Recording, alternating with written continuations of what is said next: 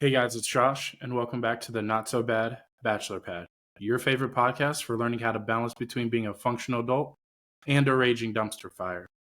Some days, we're all a bit of a dumpster fire. Joining us inside the Bachelor Pad today is Dr. Judson Brandeis. Dr. Brandeis, thank you so much for making time for us today. I know you're in between clinic. So Dr. Brandeis, urologist, clinical researcher, sexual medicine expert, author, you name it, he's done it with a lot of success. He's been featured on countless syndications such as The Doctors, Sex with Emily, the Dr. Drew podcast, just to name a few. So if that's not one hell of a resume, I don't know what is. As you can assume, if I brought you on a one-of-one renowned urologist, what we're talking about today. But in case you couldn't, let me just spell it out. This one is really for my bachelor. We're going to be talking about the male enhancement. That's right. We're talking about how can we make your part a little more, or maybe more than. Yeah, I'm so happy to be here. This is awesome. I forgot to ask, where are you based out of right now? I'm in Northern California. I don't know if anybody's ever asked you, but out of all the fields of medicine, how did this become your top pick? Yeah, it's kind of a long, we all have our own kind of long and winding road stories. But I started out working at American Red Cross doing cryopreservation of kidneys for transplantation. So I became really interested in kidney transplants. And then I did a year of Howard Hughes Medical Institute sponsored research at Harvard Medical School in the lab where they did the first living-related kidney transplant.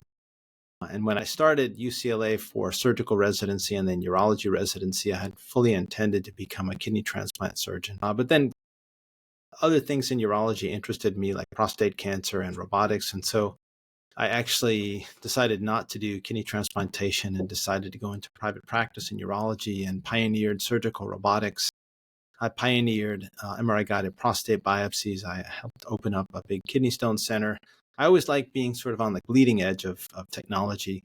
And about 5 or 6 years ago, I heard about regenerative technology for erectile function. And I left the practice that I had helped start and opened up a private pay practice entirely focused on men's health, men's sexual health, hormonal health, and health optimization. And then as part of that, I would see guys that came in that had tried different methods of lengthening or increasing the size of the penis. And a lot of times that was met really with disastrous results. The surgical treatments or injection therapies really sometimes cause tragic consequences. And so I thought, I think I can do better. And so since I'd done research at American Red Cross, I'd done research at Harvard, I'd done research at UCLA, I decided to try to create a clinical research study to increase the length, girth, and function of a healthy guy's penis. And that was the P-Long study. It took about 2 years to complete, but in the end, we figured out that we could grow length about 1 inch, girth about 1/2 inch, and improve function in men between the ages of 20 and about 50. The intersection of technology and medicine has merged over the past, I'd say, 5 years. They used to be, I feel like, almost separate fields, but now there are a lot of cutting edge research that's being done to kind of tie those two fields together. Yeah, absolutely. I'm sure every one of your patients is happy that you're staying on the cutting edge because like I said, it has to move fast. It is. And the thing about penile enhancement is that there's so much crap and misinformation and bad marketing out there. And no one really tells you about the downsides. And so I wanted to do something that was really safe, right? So if you survey men, about 50% of men will admit that they want a bigger penis and the other 50% are lying, right? And I've never done a penile reduction operation. But the problem is there are all these pills and devices and things that are out there that are unproven, but you're not going to go down to the UPS store and return your penile enhancement device. These companies can kind of get away with selling people snake oil or crap. And so, what I did was actually a legitimate medical research study. I got institutional review board approval. I had it listed at clinicaltrials.gov, which is the NIH website. I presented it twice at the Sexual Medicine Society of North America and then at the International Society of Sexual Medicine. And then the results are published in Andrology, which is a reviewed medical journal. And so, you can be pretty confident that you're going to get results. You're going to be pretty confident that it's going to be safe. And I can give you reasonable expectations of what you're going to get. So in terms of length, it's about 15% increase in length and about 10% increase in girth, or that works out to about 2.5% per month. So if you go in there thinking you're going to go from 6 inches to 12 inches, it's not going to happen, or at least not going to happen in 6 months. It may happen in 6 years if you keep it up, because all biological systems are growable and movable and pliable. And so over time, if you keep doing this, you can achieve greater than an inch. But the beautiful thing is it's totally safe. I mean, you're right. That is the most important thing. I can imagine anytime you go under the knife or you start taking new medication, there's always a huge list of side effects that somebody's reading off to you or that they give you on a piece of paper. And sometimes when we're talking about this area, more people are more interested in the result. I mean, the way that the P-Long works is there's a traction device developed at the Mayo Clinic called the RestoreX device that you use 20 minutes twice a day.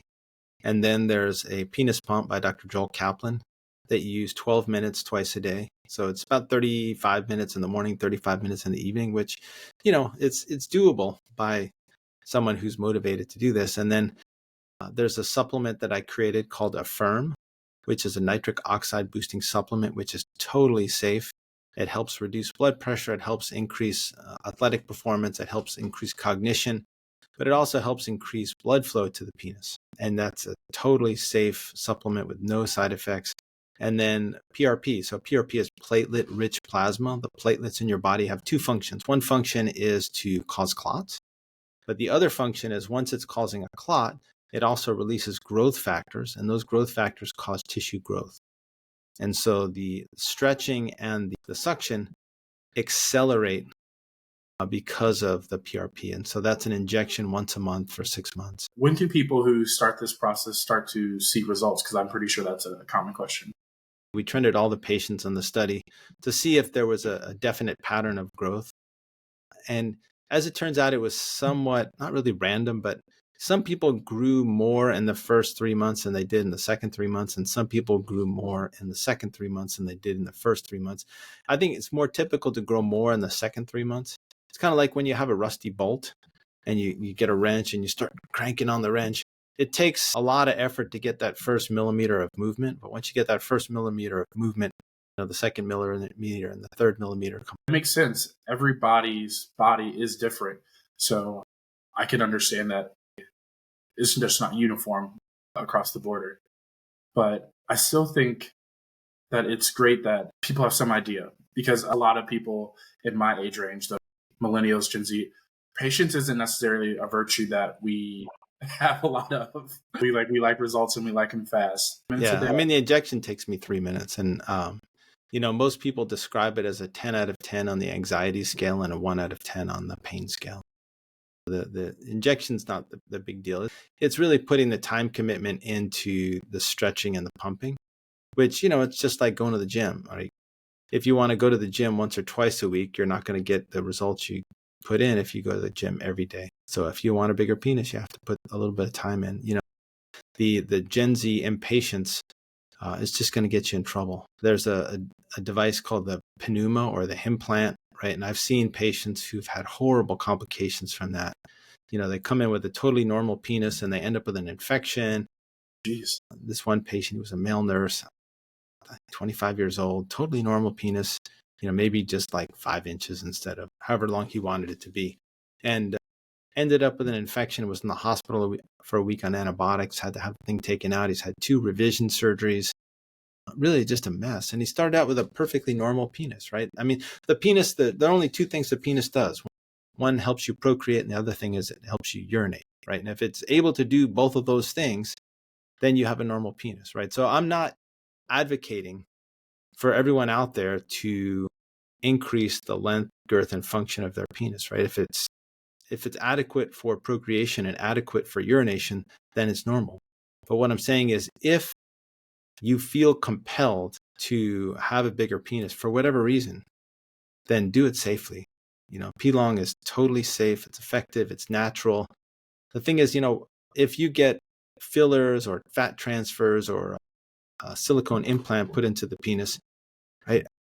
A woman or your partner, if you're gay, is going to look at that and they're going to be like, well, you don't really have much self-confidence.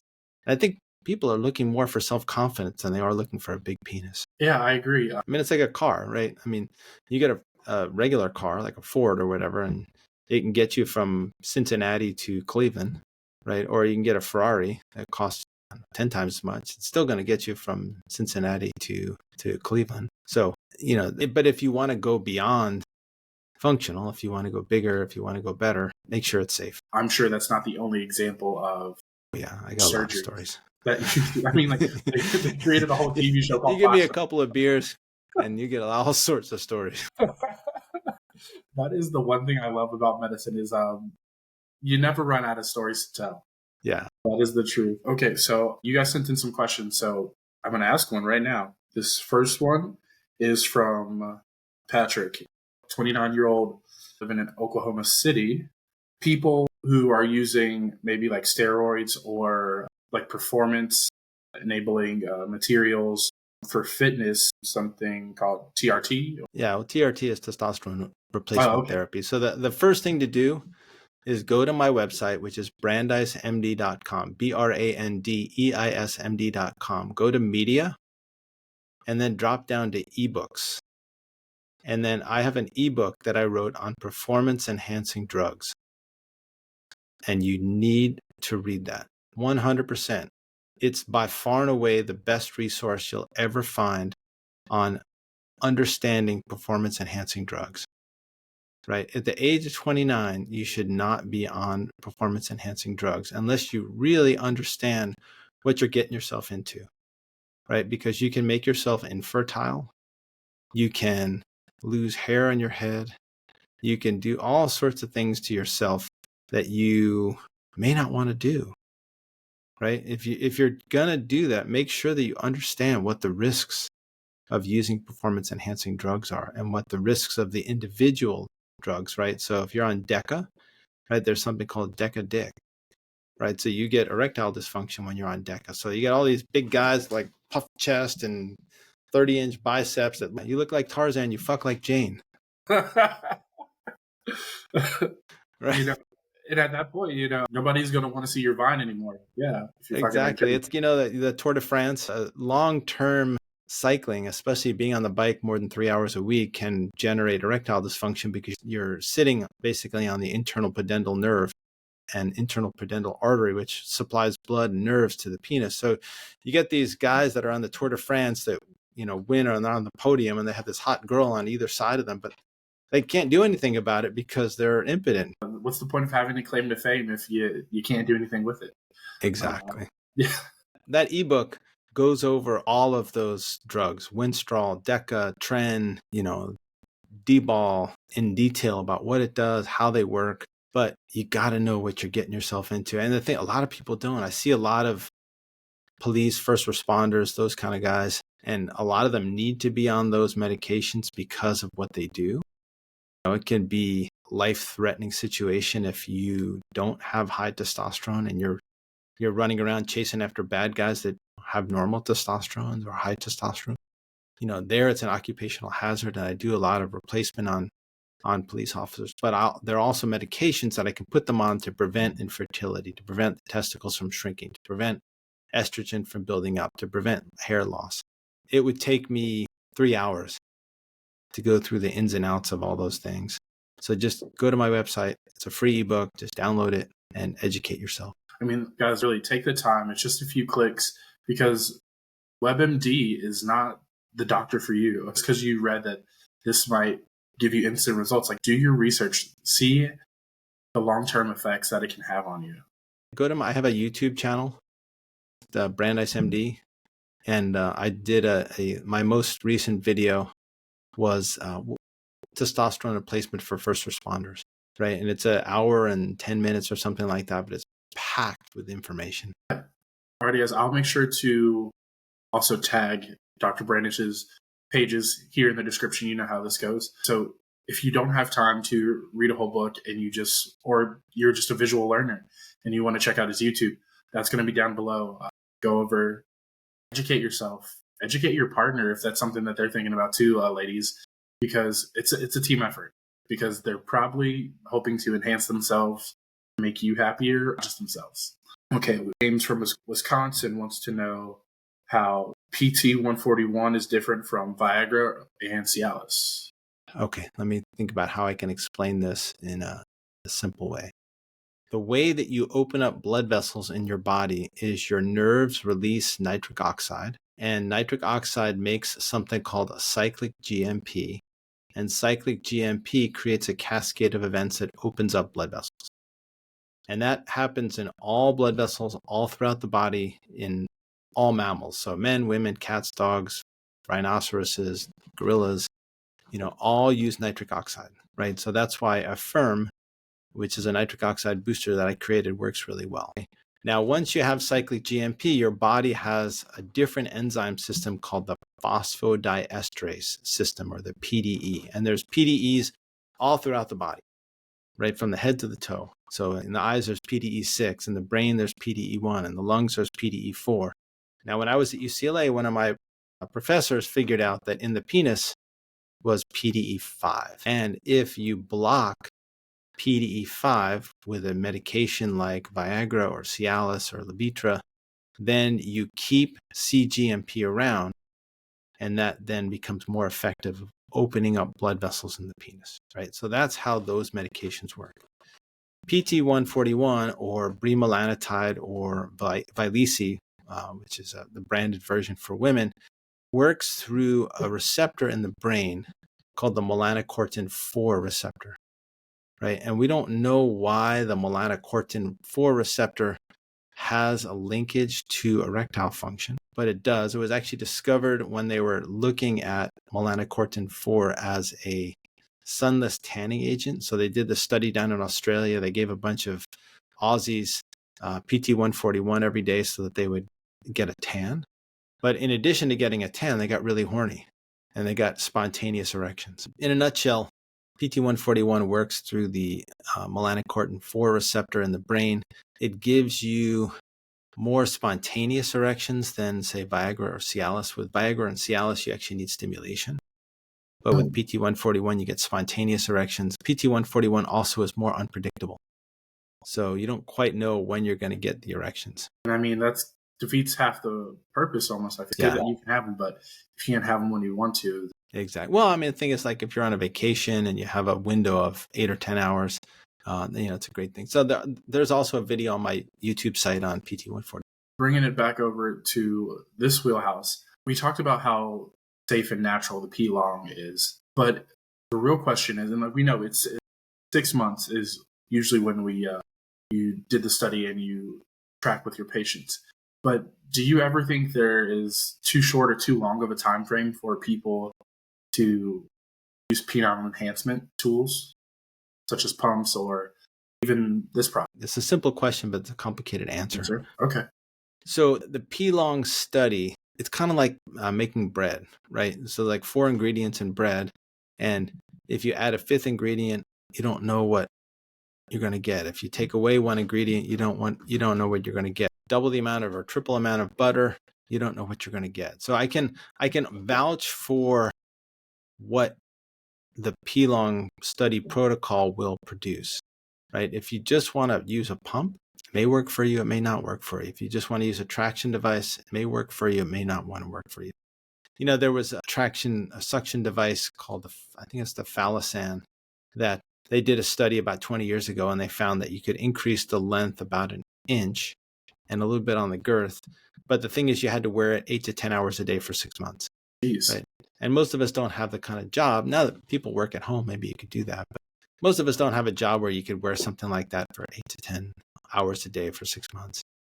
It's probably not comfortable. Like I said, that's just, not a realistic goal. You're right. So there are a lot of folks out there, or a lot of companies out there that are pushing all sorts of different technologies, but you really have to critically evaluate what is the actual data that's being presented. Where was it presented? Was it published in a reviewed journal? Were there people that were overseeing this, or is it just, someone in their basement that came up with an idea and now it's advertising it like crazy on the internet, and you're just going to be the the next sucker in a pyramid scheme to spend money on. There's so many people peddling snake oil nowadays that it's hard to always discern, not necessarily right from wrong, but legitimate versus illegitimate. Yeah. And now with AI, it's even easier. But, it would be almost impossible for AI to create a face as beautiful as this. You're right. Sculpted by Michelangelo. Yeah, there you go. No, but in all seriousness, you want to make sure that whoever is peddling whatever they're trying to peddle you, that they're legit. You can look them up. You can make sure that they are who they say they are. Credentialing is a big thing. That's something that you can't fake. When you see that people have these resumes, being able to actually do research on them, like you can type your name into a search engine and it's just not one or two clicks. There is extensive information about you, about almost any doctor you go to or coach. There's good and bad. Good and bad. That's true. For better or worse, yeah. I was like, it's out there and you can find it. But some of these places, you only see one or two instances of them popping up. So I was like, that also is usually for me an indicator of if it's really hard to find any information on them, maybe not the best thing, especially if it's for my partner in crime. I know that you've been practicing for a while, and just like any patient, male or female, anxiety is involved. Especially with men, we have a little trouble articulating ourselves sometimes about our insecurities. So is there any way that you usually go about talking to patients who think, hey, this might not be the best fit for you? It's not one size fits all. And sometimes there are other conditions or... the thing is, you have to understand how anxiety plays into erectile function, right? So say you're a caveman and you're with a cave woman, right? And you're in your cave and there's a saber-toothed tiger pacing outside the cave, right? So you have anxiety, right? You're scared. So your body generates adrenaline or epinephrine and cortisol, which is a chronic stress hormone. And the combination of epinephrine and cortisol is enough to drain the blood from your penis, from your kidneys, from your intestines, and bring it to your eyes, your brain, your heart, and your muscles, right? Because that's what you're going to need to take on the saber-toothed tiger. But it's a big saber-toothed tiger. So day 1 goes by, day 2 goes by, day 3 goes by, day 4 goes by, and all of a sudden your cave woman's like, I'm getting hungry. What's wrong with you? You're a wimp. My old boyfriend, my old cave boyfriend would have taken on the saber-toothed tiger by now. And, what's wrong with you? And by day 5, your cave woman's giving you so much grief that you're like, I would rather take my chances with the saber-toothed tiger than spend another minute in this cave. Right. Yeah. So you pick up the spear and charge out of the cave with a full dose of adrenaline, and you split the skull of the saber-toothed tiger wide open, and you give a big roar, and you have your adrenaline's pumping, and then the saber-toothed tiger's dead. So now all of a sudden you shift from what's called the sympathetic nervous system to the parasympathetic nervous system, right? So now all the blood drains from your brain and your eyes and your muscles, and it goes to your kidneys to make urine. It goes to your intestines to make dinner. So you open up the saber-toothed tiger, you spin it on the spit, and now you got a nice saber-toothed tiger rug. So after dinner, you and your cave woman procreate. And then as soon as you ejaculation is a sympathetic nervous system function, because as soon as you procreate, you want to be back on your defenses, right? You want to be able to defend yourself, and you want to be able to defend the cave woman. Now, there's only one system. So if you're nervous about work, or you're stressed out about, family stuff, or, your wife's or your girlfriend's pissed off at you, you generate adrenaline or epinephrine or cortisol, and that's going to work against erectile function. And so, or even if, your things are going well, but all of a sudden you lose your erection and you get anxious over losing your erection, that anxiety is going to make things work even worse.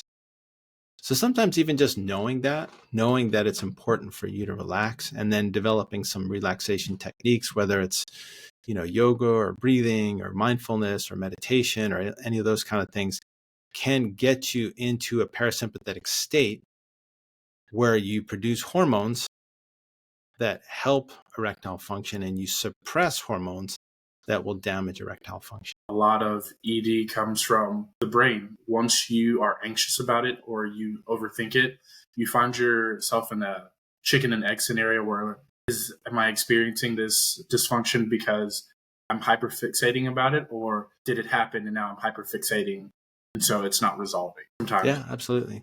There are actually video games that you can get where you put a pulse oximeter on your finger, and the higher your heart rate goes, the smaller the tree gets, and the lower your heart rate gets, the bigger the tree gets. So there are ways you can actually train yourself to relax. I mean, like I said, we talked about the intersection of technology. The more you train your body or condition your body to handle these responses, the better you perform in real life experience. Because theory is great. Us talking about it is great, but it's not until people really start to practice it day in or show that consistency towards it that they can apply it in everyday life. Like I said, the first time you do it, that doesn't mean you're going to instantly be better. You know, so it might take a couple of days, just like using any process, using a pump, going to the gym. Like, it takes time. You have to build the connection in your brain. You have to build response in your muscles so that it's second nature. Because that's when anything really is effective, when it becomes an unconscious response, so to speak. You're in the flow state. Yeah. And we want it to flow. Like exactly. when you're with your cave woman, you need it to flow. But I guess that kind of leads us into another topic of a lot of misconceptions or myths that we hear about, like I said, not just enhancement, but our phallus in general. Are there any myths that you can debunk for us? Well, I mean, I think one is that like your penis is not big enough. You know, as long as it's big enough to procreate and as long as it's big enough to urinate, you're fine. The other thing is so many people are on Pornhub these days and other pornography channels. And so it gives us really a false expectation of what sex is really about. You know, the average guy is lasting between 3 to 7 minutes. You know, the average guy is not having marathon sex, you know, in 72 different positions with 6 women and a donkey. 6 women and a donkey is crazy. Yeah. Yeah. I mean, have, compassion for yourself and have some realistic expectations of what normal sex actually is. Normal sex is, a guy with a 5.5 inch penis having sex for 3 to 7 minutes. That's average, right? So if you're doing that, you're average. Not everyone has to perform like they do on pornographic sites. And a lot of those guys are either taking high doses of Viagra or Cialis, or they're injecting medications into their penis. And so, be kind to yourself. I say C's get degrees. It's a statement that gets some people through school, but it's not an awful way to live life too. Like, we have to do a better job of finding realistic expectations, because everybody thinks that marathon sex is the only sex to have. Then you probably will give yourself some anxiety, or if that's what you think your partner's going to deliver, you might be disappointed. Like you said, it's just not real life. Social media, the internet, movies has done an amazing job of entertaining us, but it's done an awful job of skewing expectations. I mean, I see, a handful of guys at least every year who come into my office with erectile dysfunction secondary to pornography, because they basically desensitized themselves to what normal sex is, right? So they start by watching videos with like one guy and one girl, then it's one guy and 2 girls, and it's one guy and 6 girls, and it's one guy, 6 girls and a donkey, then it's one guy, 6 girls, a donkey, and whatever. And so then they get like a girl who might be interested in them, and hell, it's only one girl. Where's the other 6 girls and a donkey? And so it's hard for them to get stimulated. I was having a conversation about not this, but something similar to this the other day, and they were like, one of the reasons that they chose to be celibate is because they became too picky of a partner. I was like, once we start having multiple partners and we have a preference, you're right, unless you're in these 6 girls and a donkey situation, you don't get the stimulation you need to do its job of just procreating. Once again, I was like, that's not real life. We need to do better jobs of. The caveman wasn't picky about where he was putting his club, and that's how we had so many generations, Not to say that we shouldn't have standards, but your club just needs to do that. It's just gonna live in my head for a while. 6 girls and a donkey. I'm gonna start saying that to people. Josh is gonna go, let me check that video. I'm gonna Google search 6 girls on a donkey. I was like, where did he get that from? 6 girls and a donkey. We're gonna hear this. They're gonna have to No, rewind. I'm trying to remember. There was like an old movie. I think it was called Bachelor Party, and they had they brought a donkey up to a Las Vegas suite, and the donkey died, and they were trying to get the donkey out. I can't. I have to remember the movie. If I remember the movie, I mean, it's a 20 or 30-year-old movie. I'm sure because I'm old. 70s, 80s, and 90s. They had some wild concepts and some great writing. I guarantee that the bit was probably worth it. We talked about this a little bit before we started recording. You're an author. Besides being a researcher, you have written a book. It's pretty comprehensive about just male health, which is something I think men read will help them actually debunk some of these myths or stereotypes in their head and start performing better. So yeah, I mean, guys are lousy patients. We don't go to the doctor. So statistically, we're 50% less likely to go to the doctor than women. Men live less long than we used to, which is really sad. Despite all the technology and all the information, all the medications that are out there, the longevity of middle-aged men in the United States has actually declined. And it's declined because of alcohol, because of opioids, and because of suicide, what we call diseases of despair. And so I wrote this book called The 21st Century Man. So if you go to the 21stcenturyman.com, all written out in letters, you can take a look at the book. It's over 900 pages, 101 chapters, and 60 co-authors, and it covers every aspect of men's health, from mental to physical to emotional to relationship to aesthetics to addictions to lifestyle. And it's really meant to be a resource for men who are interested in any aspect of health and how to improve it, including and especially sexual health. That's super important. If we're going to be the worst patients, we might as well be a little more educated about it.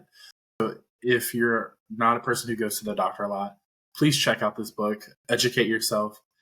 If you are noticing that a lot of the things that you're reading relate to you, maybe that's a sign that you might need to see somebody. Yeah, I mean, the thing is, like, who has time to actually go to the doctor? I mean, it's been like, I don't know, a couple of years since I've been to see my doctor, and I'm 57, right? And, if you're feeling good, why bother going? What this book does is it's the initial consultation for almost any medical issue that a man will have. There's chapters on sleep, there's chapters on diabetes, there's chapters on, you name it, there's a chapter in there. And it's written for men, right? So I can't stand when I read a 300-page book and I'm like, you know what? It could have been summarized in 4 pages. This is a 900-page book that could only be summarized in 900 pages. But each chapter is only about 5 or 6 pages, right? And it's just very information dense. It's just packed with what you really need to know about those medical issues. Love that. I've been saying that all year, guys. We're filling the bookshelf on the road to 30. And the best books to me are tangible and digestible. There's something that you can pick up, read really quickly and understand, and just start applying that, or just, use that knowledge right away. Is there a topic or a question that you've really wanted to delve into, but you haven't had time to discuss? Oh, gosh. I mean, I give courses to physicians where I talk for 5 or 6 hours about erectile function or hormone optimization. So I could talk a long time about all this stuff. That's why I wrote the book. That's 35 or 40-hour audiobook. There's so much information out there. But, the good thing about the book is you can kind of pick and choose what, you don't need to read the hair chapter, right? I need to read the hair chapter, but you don't need to read the hair chapter. But, you probably need to read the penile enhancement chapter, but I don't need to read the penile. Person's trash, so to speak, is another person's treasure. Like I said, we all are going through different journeys. Not that there's any trash in that book. All the chapters are treasure. Well, and the thing is, the prostate chapter might not be useful now, but it'll be useful in 5 years. I think the key thing is, and this is really important for your listeners to listen to, especially if your demographic is late 20s, 30s, early 40s, is the decisions and the things that you do to your body now are going to manifest themselves in their 50s or 60s or 70s. So, if you're the 30-year-old you and you're out partying and you're putting on weight and you're smoking and you're drinking and you're doing stuff that isn't healthy for you, the 60-year-old you is going to be fat and immobile and is have erectile dysfunction and maybe lung cancer, and he's going to be cursing you.